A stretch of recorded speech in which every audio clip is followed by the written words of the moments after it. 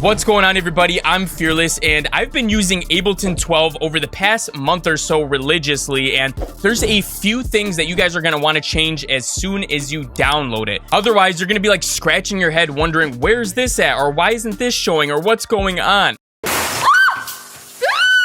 I had that moment myself, and I'm here to save you guys all of that headache. So without any further ado, let's jump right into it. First and foremost are the system requirements. I'm going to put that on the screen now. So I'm on a MacBook 2019 Intel, so it's quite a bit old at this point. I had to upgrade to Big Sur, but it's been very stable and I've had very few problems whatsoever. So as long as you get that minimum OS, you should be good to go. Also, I haven't seen any major differences in CPU, and I know that's a huge concern for most people. So for me, it's been just as good, if not a little bit smoother. So let's go ahead and jump into our preferences so that we can maximize everything to the full potential. One thing that was annoying when I downloaded Ableton 12 is that the scroll bar was off. So if you go into your display and input right here, show scroll bars, you want that always on.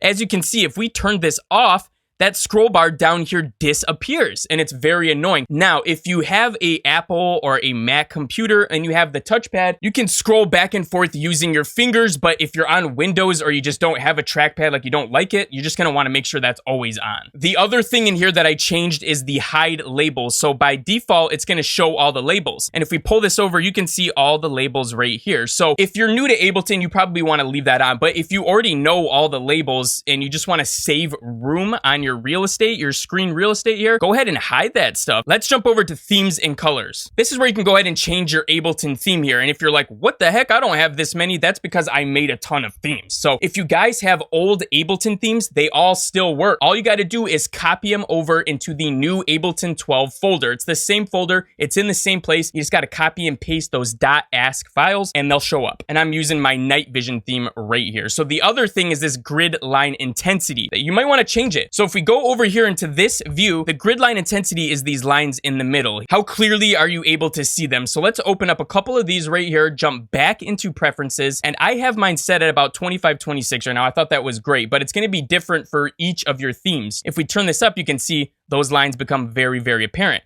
If we turn it all the way down, you can't see anything. So I thought a happy middle ground was right around that 25, maybe 30%. Jumping over to file and folder. I like to turn this off, and it might be off by default, but if it's on, it's gonna create like an Ableton.asd file for like every single sample that you end up using in Ableton. I don't think it's worth it unless you got lots of room. Then it might be. You're also going to want to make sure your similarity search is turned on. And if this is off by default, when you turn it on, it's going to take a while to go through all of your sounds, run the crazy code, and then it'll be able to find things that are similar when you use that feature. But that's it there. Let's jump over to library. Collect files on export. This is really dope. So if you want this to be on, I have it on always. You can also have it ask you to do it, or you can set it to never. But me, I'm keeping it on always. So anytime I export a beat, what it's going to do is in the background, it's going to do a collect all and save. And if you don't know what that is, it's going to save all of the samples, the presets. It's going to save all of the things that are associated to that file so that it'll open up and play perfectly, even if you delete those samples or drum sounds off of your library. Let's jump down to record, warp, and launch. If I were you, I would just copy all of my settings here. They're all very important. I like to record in WAV 32 bits so that I never lose any data and it's the highest quality possible. And a lot of these are going to be default settings. So for this warp and fades, when I drag in short samples, I don't want it to warp it, right? Because it's probably a one shot. So I'm going to keep this to unwarped one shot,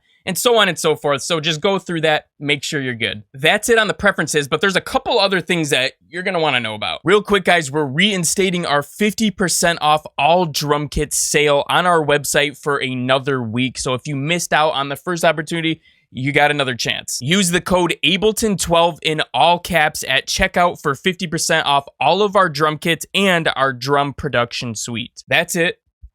So for some basic setup stuff on Ableton 11, there was this panel over here where you could turn on like the track delays and some of the different options. That is no longer there. There's two places where you can find that. The first place, go to view here, then you go to mixer controls and you can turn them on or off here. So if I want to turn on my track options, and now I have my delays or the keep latency, go into mixer controls and you're going to turn each of these on or off. Otherwise, there's one other way. You can go down to this right corner right here where this little arrow is, and then you can go ahead and turn them on or off there. But if there's anything that you're looking for that's not showing on the screen that you see in Ableton 11, then you got to go to view and it's going to be in here somewhere. Also, things like the groove pool and tuning are going to be in here as well. So if we want to see the groove pool, we can click that on right here. Also, if you want to turn on your overview, we got to go into view, overview, boom, turn that on. Then you can go ahead and drag it down a little bit. It's going to give you an overview of what's happening in arrangement. And obviously, we got an empty project here. Let's just build a MIDI clip just so that we can see what it looks like in our overview. And there you go. Now you can see no matter what view we're in, we can see that there's a MIDI clip right here. We can even click to different sections in here. You can even have this thing play from where your head is. So let's say we want it to play in the middle of this MIDI note. Now it's playing in the middle of this MIDI note. So I thought that's pretty cool that they updated this. And the last thing I want to make sure we go over is the export settings. And not that anything has changed, but just so that you have the best settings. Now that you got that out of the way, you're ready to jump into Ableton 12 and go crazy. But if you want to learn about all of the new things in the piano roll, you're going to want to check out this video next. Otherwise, check out this one because there's so much going on in this piano roll that you don't want to miss out.